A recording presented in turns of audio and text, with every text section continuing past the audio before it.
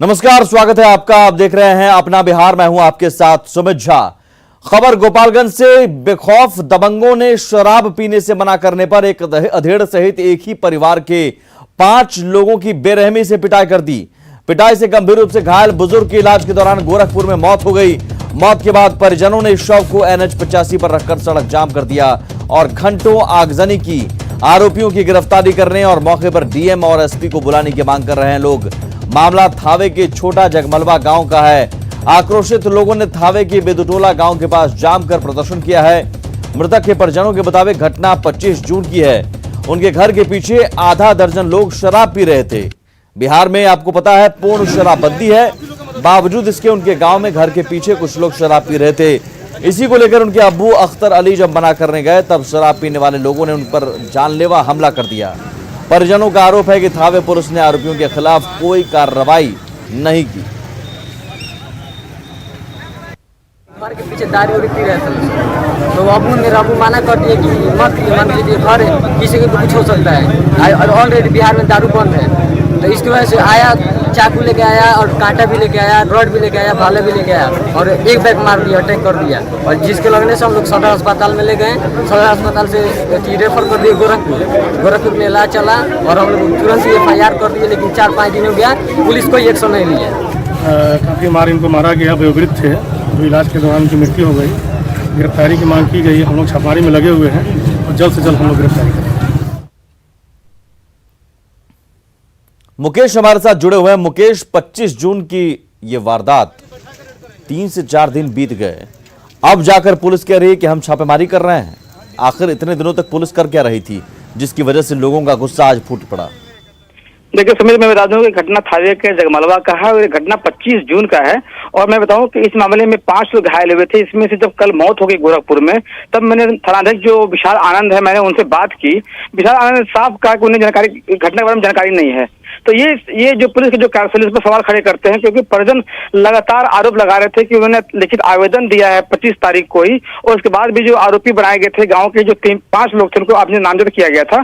तो इसमें पुलिस ने कोई कार्रवाई नहीं, कोई मामला जांच नहीं किया। और जब कल मौत हो गई और मौत के बाद जब आज परिजनों ने NH 85 को जाम किया, हंगामा किए, आगजनी की, तब थानाध्यक्ष वहां मौके पर पहुंचे और उन्हें आश्वासन दिया कि जो आरोपी गिरफ्तार करेंगे। तो आप समझ सकते हैं कि पिछले 4 दिनों तक जो परिजन है किस परिस्थितियों से गुजर रहे थे। उनके ऊपर जानलेवा हमला हुआ और पूरा मामला शराब से जुड़ा हुआ था। इसके बाद भी जो विशाल आनंद जो थानाध्यक्ष हैं, उनके कार्यशैली पर जो है सवाल खड़े होते हैं। सुमित, एक तो पूर्ण शराबबंदी में लोग शराब पी रहे हैं, ये लापरवाही थानाध्यक्ष की, क्योंकि CM नीतीश कुमार कहते हैं कि अगर किसी भी थाना इलाके में शराब पकड़ी जाती है, पी जाती है, तो उस थाने की जिम्मेदारी होगी। और दूसरी बात कि अगर शराबबंदी में शराब पीने का विरोध करते हैं लोग तो उन्हें पीटकर मार दिया जाता है, फिर भी पुलिस कुछ नहीं करती है। बहुत शुक्रिया मुकेश इस जानकारी के लिए।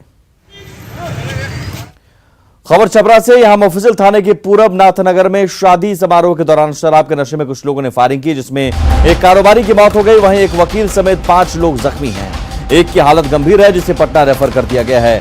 दहियावा टोला मोहल्ले के निवासी रविंद्र कुमार सिंह के भागने की शादी थी और उसी में दहियावा टोला टाड़ी निवासी केदार सिंह और शंभू सिंह, 2 भाइयों पर फायरिंग का आरोप है। फायरिंग में रविंद्र सिंह और अभिषेक कुमार को कमर के पास गोली लग गई। इलाज के दौरान रविंद्र सिंह की पटना में मौत हो गई। मौत की खबर के बाद शादी का माहौल मातम में तब्दील हो गया। यही कि केवल दारू पिए हुए था, उसको हम लोग विरोध किए थे। इसी बात को उसने ताबड़तोड़ आकर और रात्रि में आकर रंगबाजी दिखाने के लिए, दहशत पैदा करने के लिए ऐसा किया। हम लोगों से उसकी कोई दुश्मनी नहीं थी। किसी की मौत भी हुई है क्या? किसके निधन? हाँ, मेरे भाई एक छोटे रविंदर सिंह का PMCH में इलाजरत मृत्यु हो गई है। अभी अभिषेक कुमार का इलाज चल रहा है PMCH में। मुजफ्फरपुर पुलिस की बड़ी कार्रवाई। वैशाली के कटहरा OP इलाके में छापा मारा गया है। अवैध हथियार फैक्ट्री का खुलासा हुआ है। छापेमारी में तस्कर साहेब रजा के ठिकाने पर छापेमारी की गई है। सैकड़ों की संख्या में अर्धनिर्मित हथियार बरामद किया गया है। वहीं भारी मात्रा में हथियार बनाने का सामान भी बरामद किया गया है।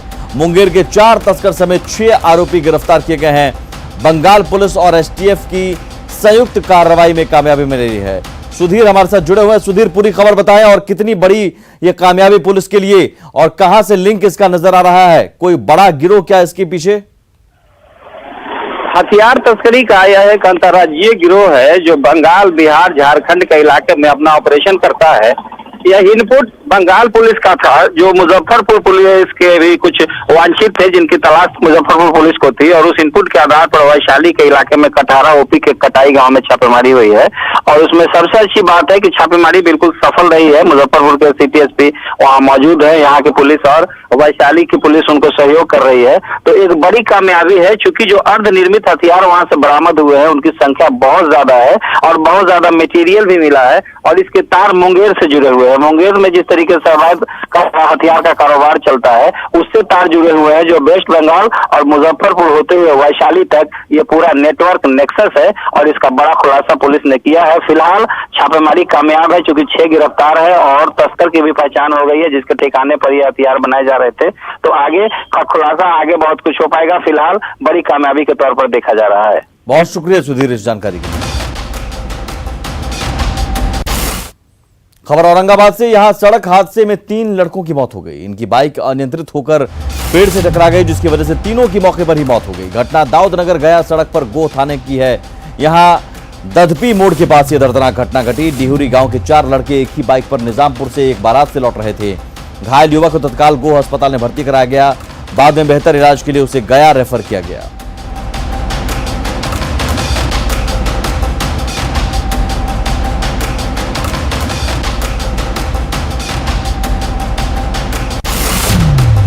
रहने वाले शहीद कुंदन कुमार के पिताजी के शब्द तो कानों में गूंज रहे हैं। लद्दाख में भारत की भूमि पर आंख उठाकर देखने वालों को करारा जवाब मिला है।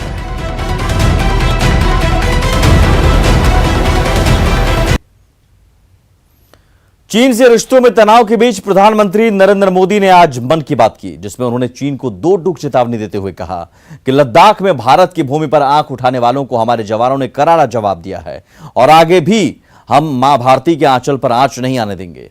पीएम मोदी ने कहा कि भारत मित्रता निभाना जानता है और दुश्मनों की आंखों में आंखें डालकर उसका जवाब देना भी जानता है।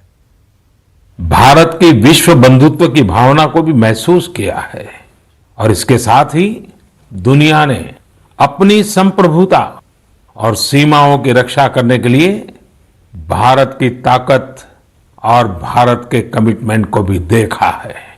लद्दाख में भारत की भूमि पर आंख उठाकर देखने वालों को करारा जवाब मिला है। भारत मित्रता निभाना जानता है तो आंख में आंख डालकर देखना और उचित जवाब देना भी जानता है। हमारे वीर सैनिकों ने दिखा दिया है कि वो कभी भी मां भारती के गौरव पर आंच नहीं आने देंगे। भारत मन की बात में पीएम ने कहा कि देश के नाम शहीद होने वाले जवानों का बलिदान व्यर्थ नहीं जाएगा। शहादत पर गर्व करते हुए पीएम ने शहीदों को नमन किया और कहा कि वीरों के माता पिता का त्याग पूजनीय है। लद्दाख में हमारे जो वीर जवान शहीद हुए हैं उनके शौर्य को पूरा देश नमन कर रहा है, श्रद्धांजलि दे रहा है। पूरा देश उनका कृतज्ञ है, उनके सामने नतमस्तक है। इन साथियों के परिवारों की तरह ही हर भारतीय इन्हें खोने का दर्द भी अनुभव कर रहा है। अपने वीर सपूतों के बलिदान पर उनके परिजनों में गर्व की जो भावना है, देश के लिए जो जज्बा है, यही तो देश की ताकत है। आपने देखा होगा जिनके बेटे शहीद हुए वो माता पिता अपने दूसरे बेटों को भी, घर के दूसरे बच्चों को भी सेना में भेजने की बात कर रहे हैं। प्रधानमंत्री ने कहा कि बिहार के रहने वाले शहीद जवान कुंदन कुमार के पिताजी के शब्द तो कानों में गूंज रहे हैं। वो कह रहे थे, अपने पोतों को भी देश की रक्षा के लिए सेना में भेजूंगा और यही हौसला हर शहीद के परिवार का है। भारत माता की रक्षा के जिस संकल्प से हमारे जवानों ने बलिदान दिया है, उसी संकल्प को हमें भी जीवन का ध्येय बनाना है, हर देशवासी को बनाना है। बिहार के रहने वाले शहीद कुंदन कुमार के पिताजी के शब्द तो कानों में गूंज रहे हैं। वो कह रहे थे, अपने पोतों को भी देश की रक्षा के लिए सेना में भेजूंगा, यही हौसला हर शहीद के परिवार का है। वास्तव में इन परिजनों का त्याग पूजनीय है। भारत माता की रक्षा के जिस संकल्प से हमारे जवानों ने बलिदान दिया है, उसी संकल्प को हमें भी जीवन का ध्येय बनाना है, हर देशवासी को बनाना है। हमारा हर प्रयास इसी दिशा में होना चाहिए, जिससे सीमाओं की रक्षा के लिए देश की ताकत बढ़े, देश और अधिक सक्षम बने, देश आत्मनिर्भर बने। यही हमारे शहीदों को सच्ची श्रद्धांजलि भी होगी। भारत की संस्कृति और परंपरा पर गंगा की धार का जिक्र करते हुए उन्होंने कविता का भी जिक्र किया। बहती क्या कहती गंगा धारा, यह कल कल छल छल बहती क्या कहती गंगा धारा। युग युग से बहता आता यह पुण्य प्रवाह हमारा। उसी गीत में आगे आता है, क्या उसको रोक सकेंगे, मिटने वाले मिट जाएं। कंकड़ पत्थर की हस्ती, कंकड़ पत्थर की हस्ती क्या बाधा बनकर आए। वहीं पीएम मोदी ने भारत की संस्कृति को संस्कृत श्लोक के जरिए भी बताया और संस्कृति का गुणगान किया। विद्या विवादाय धनम मदाय, विद्या विवादाय धनम मदाय, शक्ति ही परेशान परिपीडनाय, खलस्य साधो विपरीतम एतत्, ज्ञानाय दानाय च रक्षणाय। अर्थात अगर स्वभाव से दुष्ट है तो विद्या का प्रयोग व्यक्ति विवाद में, धन का प्रयोग घमंड में और ताकत का प्रयोग दूसरों को तकलीफ देने में करता है। लेकिन सज्जन की विद्या ज्ञान के लिए, धन मदद के लिए और ताकत रक्षा करने के लिए इस्तेमाल होती है। भारत ने अपनी ताकत हमेशा इसी भावना के साथ इस्तेमाल की है। भारत का संकल्प है भारत के स्वाभिमान और संप्रभुता की रक्षा। भारत का लक्ष्य है आत्मनिर्भर भारत। चलिए आगे बढ़ते हैं। पटना में कुछ घंटों की बारिश में कई इलाकों में पानी भर गया है। नगर निगम का दावा है कि जल जमाव नहीं होने दिया जाएगा, लेकिन नगर निगम के दावों की पोल खोल रहा है। बिहार के कृषि मंत्री प्रेम कुमार का सरकारी आवास, जहां मंत्री जी के आवास के कंपाउंड में जल जमाव हो गया है। पूछने पर मंत्री जी सफाई देते हैं कि नगर निगम अच्छा काम कर रहा है, लेकिन अगर घर से बाहर जाना होगा तो पैजामा उठाकर बाहर जाना होगा। मंत्री जी के आवास का जायजा लिया और मंत्री प्रेम कुमार से बात की न्यूज 18 संवाददाता आनंद अमृतराज ने। पटना में लगातार बारिश हो रही है और इस वक्त तक आपको तस्वीर अब दिखाने की कोशिश कर रहे हैं, जिससे नगर निगम की पोल खुलते दिख रही है। देखिए इस वक्त आप पानी देख रहे होंगे घर के अंदर लगा हुआ, लेकिन ये घर कोई साधारण घर नहीं है। बिहार सरकार के कृषि मंत्री प्रेम कुमार का आवास है, सरकारी आवास, और उस सरकारी आवास में जल जमाव की स्थिति बनी हुई है।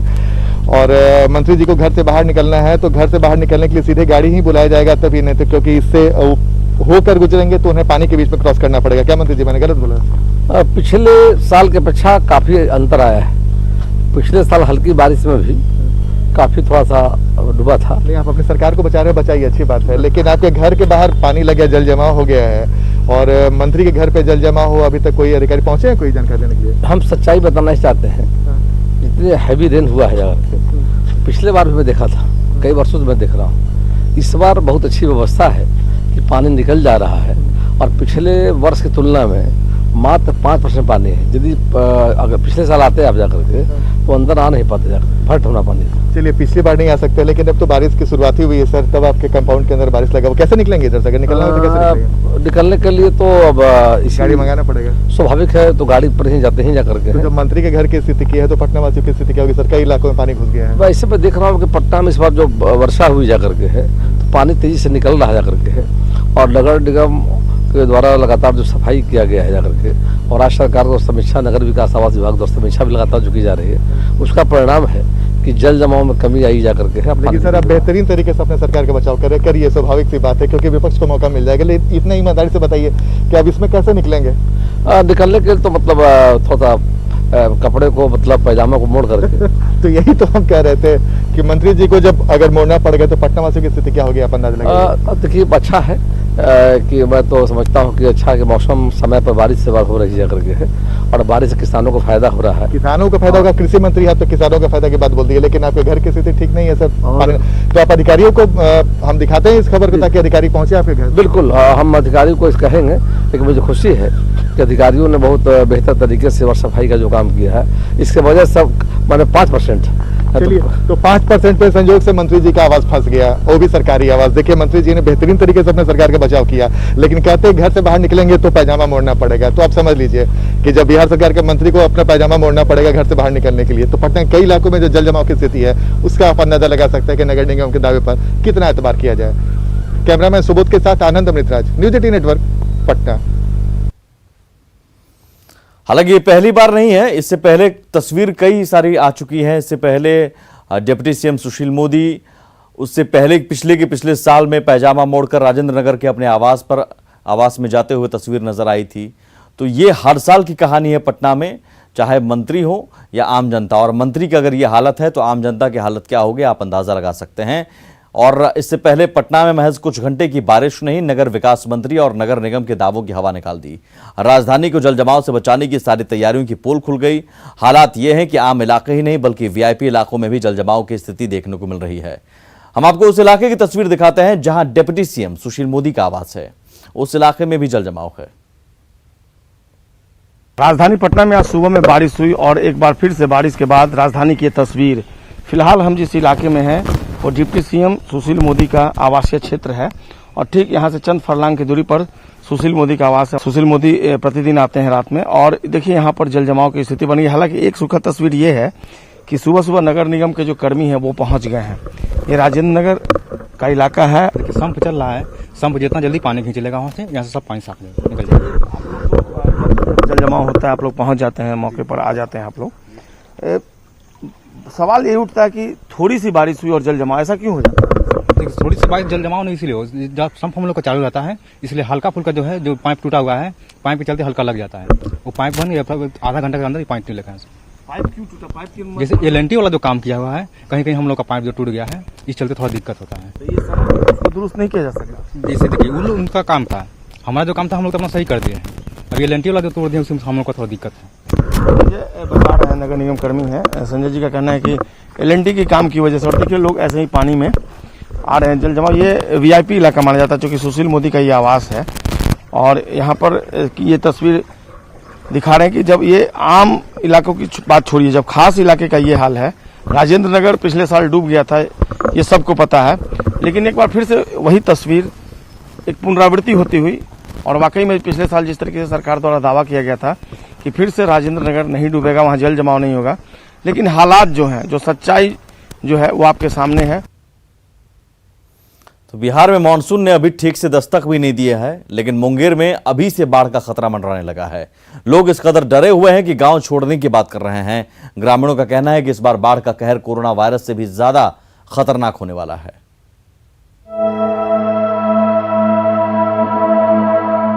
मुंगेर में गंगा के जलस्तर में लगातार वृद्धि हो रही है। फिलहाल गंगा का पानी खतरे के निशान से नीचे बह रहा है, लेकिन दियारा क्षेत्र के ग्रामीणों में अभी से बाढ़ की विभीषिका का डर सताने लगा है। लोगों का कहना है कि इलाके में गंगा का पानी घुसने लगा है। गंगा में पानी बढ़ने का रफ्तार यही रहा तो स्थिति भयावह हो सकती है। मुंगेर में गंगा किनारे करीब 38 पंचायत ऐसे हैं जो बाढ़ से प्रभावित होते हैं।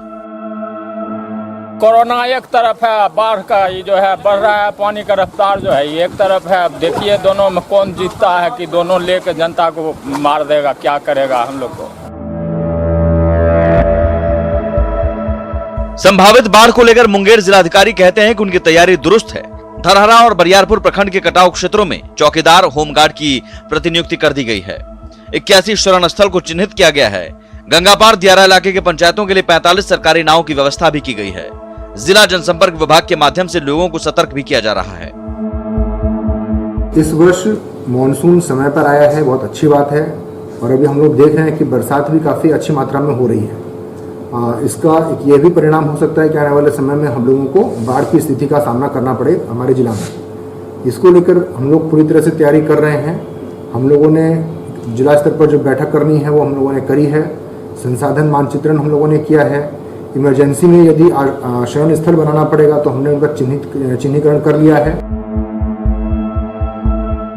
कोरोना संकट के बीच मुंगेर में लगातार बढ़ रहा गंगा का जलस्तर दियारा क्षेत्र के लोगों पर प्रकृति की दोहरी मार है। उम्मीद तो यही की जानी चाहिए कि प्रशासन की तैयारी और लोगों की सतर्कता से बाढ़ की विभीषिका टल जाए।